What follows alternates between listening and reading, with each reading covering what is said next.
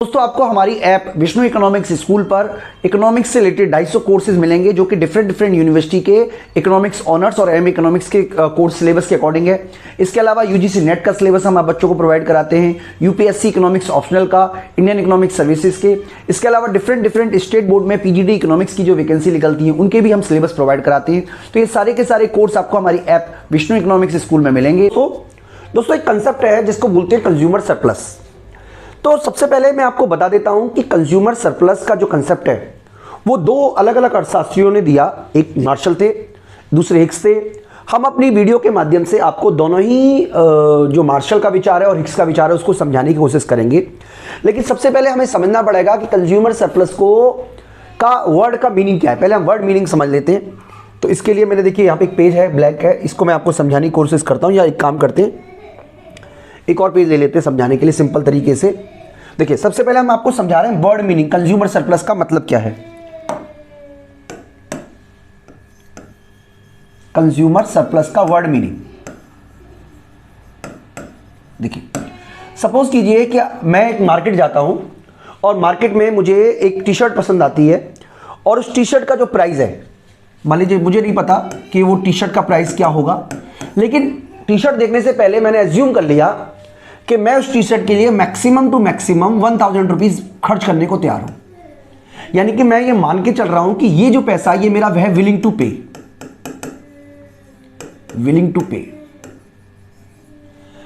अब क्वेश्चन ये है कि क्योंकि मैं 1000 रुपए में खरीदने को तैयार हूं इसलिए ज्यादा खरीदने का तो क्वेश्चन ही नहीं उठता। यानी कि अगर मान लीजिए इस टी शर्ट का जो मार्केट प्राइस है वो 1000 रुपए से ज्यादा हुआ, मोर देन 1000 हुआ, तो क्वेश्चन ही नहीं उठता कि मैं सामान खरीदूंगा, क्योंकि मैं विलिंग टू पे 1000 हूं। यानी कि इस केस का मतलब यह हुआ कि मैं टी शर्ट को तभी खरीदूंगा जब या तो 1000 रुपीज प्राइस हो उसका और लेस देन 1000 हो, लेस देन 1000। यानी कि 1000 रुपए का गुड्स को मैं 1000 रुपए में खरीदूं ऐसा भी नहीं है। अब बार्गेनिंग की बारी शुरू होती है तो उसने मुझसे बोला कि भाई कितने की टी शर्ट लगाओगे। मैंने उससे पूछा तो उसने कहा 1200 रुपए की। मैंने चलना शुरू कर दिया क्योंकि मैं जानता हूं मैं 1000 रुपए से नहीं दे सकता। तो उसने कहा कि भैया बता दो कितने पैसे दोगे, क्योंकि नॉर्मली बार्गेनिंग इसी तरीके से होती है। तो मैं भी बहुत समझदार, मैंने कहा भाई मैं तो 600 रुपए दे सकता हूं, मैक्सिमम 600 रुपए दे सकता हूं, क्योंकि मैं भी तो अपनी पूरी प्राइस नहीं बताऊंगा। फाइनली हमारा जो प्राइस है वो 800 रुपए में डिसाइड हुआ। इसका मतलब मैं विलिंग टू पे कितना था, एक्चुअल में मैंने विलिंग टू पे कितना था, विलिंग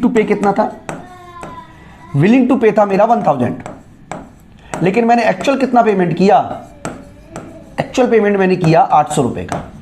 तो इस केस में जो 200 रुपए है यही कंज्यूमर सरप्लस है। यानी कि consumer surplus is the difference between what consumer is willing to pay and what does he actually pay. अब मार्शल ने और हिक्स ने अलग अलग तरीके से बताया कि आखिरकार हम इस कंज्यूमर सरप्लस को किस तरीके से मेजर कर सकते हैं। यानी कि कंज्यूमर सरप्लस का कंसेप्ट तो दोनों में ही सेम है, लेकिन दोनों का जो अप्रोच है, दोनों का जो मेजरमेंट करने का तरीका है वो अलग अलग है। तो दोनों के बारे में हम डिस्कस करेंगे बच्चों। फिलहाल आप ये भी समझ लीजिए कि कंज्यूमर सरप्लस का मतलब है कि कोई चीज जो आप जिसके लिए आप 1000 रुपए देने को तैयार थे लेकिन वास्तव में वो आपको 500 में मिल गई, तो ये जो बीच का डिफरेंस है यही कंज्यूमर सरप्लस आपका कहलाएगा। तो बच्चों मार्शल के जो कंज्यूमर सरप्लस है उसकी पहले का बार हम अजम्पशन समझ लेते हैं, फिर हम कंसेप्ट को समझ लेंगे। तो मार्शल ने जो अजम्पशन दी थी, देखिए हम मार्शल की बात कर रहे हैं, तो पहला सबसे पहली अजम्पशन है कि utility can be measure in cardinal numbers. यानी कि मार्शल के अकॉर्डिंग हम यूटिलिटी को नंबर्स में मेजर कर सकते हैं। यानी कि जो मार्जिनल यूटिलिटी है किसी गुड से जो मिल रही है उसको आप नंबर्स में मेजर कर सकते हो, ये उसकी अजम्पशन है सबसे पहली। दूसरा है marginal utility of money remain constant. यानी कि जैसे जैसे उपभोक्ता मनी को सैक्रिफाइस करता है, टेक्निकली तो जैसे जैसे मनी की सेक्रीफाइस करोगे मार्जिनल यूटिलिटी ऑफ मनी बढ़नी चाहिए, लेकिन उनका ये मानना था कि जो मनी की है ये कांस्टेंट रहेगी। इसके अलावा every commodity is independent commodity, यानी कि हर कमोडिटी को उन्होंने इंडिपेंडेंट माना। इसके अलावा इनकम, फैशन, टेस्ट एंड जो कस्टम्स है, आदतें हैं, लोगों की व्यवहार है, वो सब कुछ सेम रहता है। There is no substitute of commodity which take finding consumer surplus. यानी कि गुड्स की कोई सब्स्टिट्यूट गुड्स नहीं है, ये बेसिक अजम्पशंस हैं। And application of the law of diminishing marginal utility, यानी कि यहां पे भी law of diminishing marginal utility लागू हो रहा है। तो बच्चों देखिए कंज्यूमर सरप्लस का जो बेस है वो है डिमिनिशिंग मार्जिनल यूटिलिटी। यानी कि मार्शल ने जो डिमिनिशिंग मार्जिनल यूटिलिटी है, डिमिनिशिंग मार्जिनल यूटिलिटी हमें क्या सिखाती है कि जैसे जैसे कंज्यूमर एडिशनल गुड्स को कंज्यूम करता है, जैसे जैसे कंज्यूमर एडिशनल गुड्स को कंज्यूम करता है, एडिशनल गुड्स से मिलने वाला सेटिस्फेक्शन घटता चला जाता है। ये बेसिक असम्पशंस है।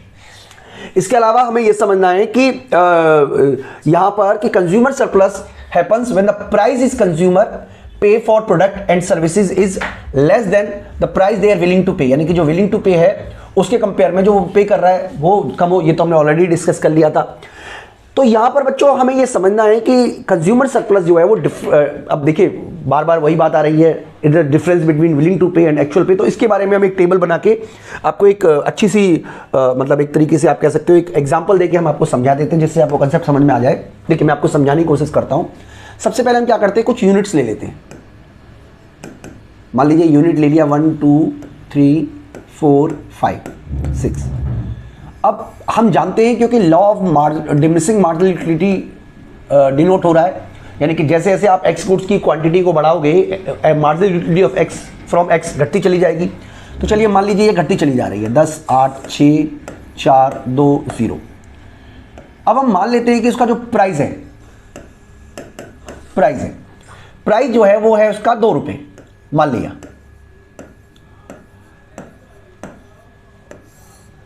अब इसको उसने कहा विलिंग टू पे, इस यूटिलिटी को, यानी कि जितना वो देने को तैयार है वो उसकी यूटिलिटी को व्यक्त करता है, ये उन्होंने माना मार्शल ने। तो इस केस में देखिए कंज्यूमर सरप्लस कितना होगा, कंज्यूमर सरप्लस हम पता करना चाहें तो यहां पर आप देख पाओगे कि इस केस में ये 8 मिल रहा है क्योंकि इसको माइनस कर दिया ना 10 में से, मतलब वो यूटिलिटीज को 10 की मिल रही थी लेकिन उसने प्राइस 2 का पे किया तो डेफिनेटली उसकी जो पहली गुड से जो मिलने वाला सेटिस्फेक्शन है वो 8 का होगा। आप चाहो तो इसको ऐसे भी दिखा सकते हो। देखिए पहली यूनिट से उसे मिल रहा है 10 का सेटिस्फेक्शन, लेकिन वो प्राइस कितना पे कर रहा है, मान लीजिए ये प्राइस है 2 रुपए का, तो ये जो हिस्सा है ये वाला हिस्सा ये कंज्यूमर सरप्लस यहां हो गया पहली वाली में। दूसरी वाली से जब वो यूज कर रहा है तो उसको मिल रहा है 8 का, यानी कि 6 का सेटिस्फेक्शन, 6 यूटिलिटी एक्स्ट्रा मिल रही है तो दूसरी से 6 मिल रही है, यानी कि ये कंज्यूमर सरप्लस का एरिया हो गया।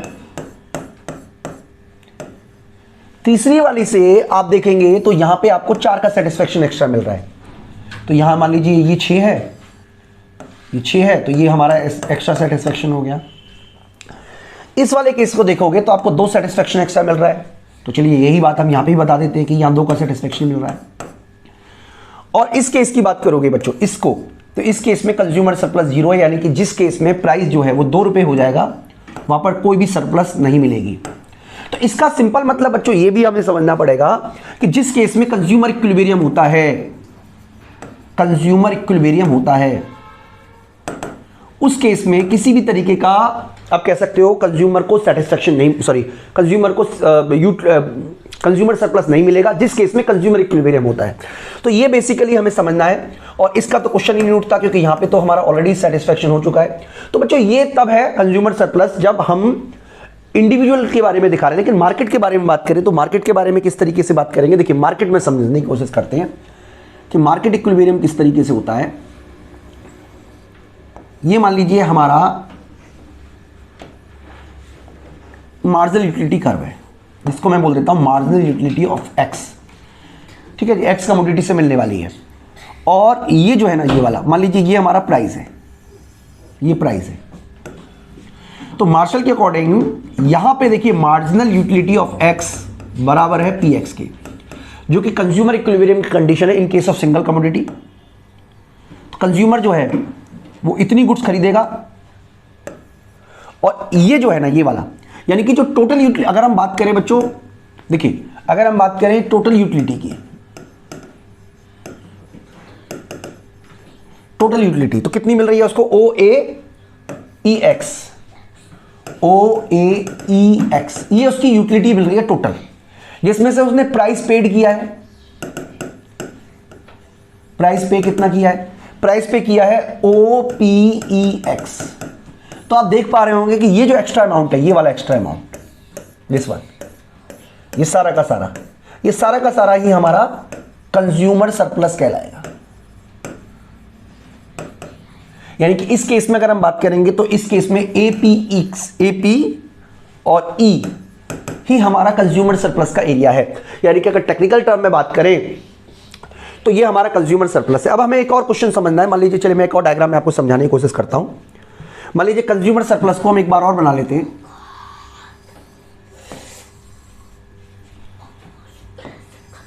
ये हमारा मान लीजिए मार्जिनल यूटिलिटी ऑफ एक्स है, ये हमारा प्राइस ऑफ एक्स है, और जैसा कि हम समझ चुके हैं ये जो एरिया है ए, अब नाम अगर चेंज हो जाए तो आप कंफ्यूज मत होइएगा, ये हिस्सा जो है ये कंज्यूमर सरप्लस का एरिया है। मैं जिसको लाइन कर दिया है। अब सपोज कीजिए कि कंज्यूमर का जो प्राइस है, मान लीजिए प्राइस है जो राइज कर जाता है, मान लीजिए प्राइस 2 रुपए की जगह 4 रुपए हो जाता है। अब उस केस में क्या होगा, जब प्राइस 2 रुपए से 4 रुपए हो गया तो इसका मतलब ये हुआ कि यहां पे अब हमारा कंज्यूमर सरप्लस का एरिया ये वाला ही बचेगा, दिस एरिया। यानी कि ये एक तरीके का लॉस हो गया कंज्यूमर का।